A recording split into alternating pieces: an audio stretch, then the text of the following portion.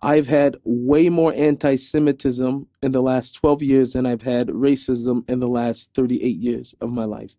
What God is trying to tell all of humanity, and why anti-Semitism is very, very dangerous, and how it's a phenomenon, and how a person could get swept up in it, and any person wants to save themselves and wants to be close to God.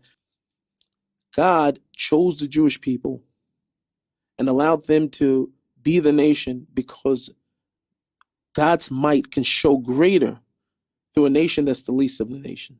A nation that's not the biggest, the strongest, the fastest, the warriors of all the nations. Because if it's any other nation, of course it was them.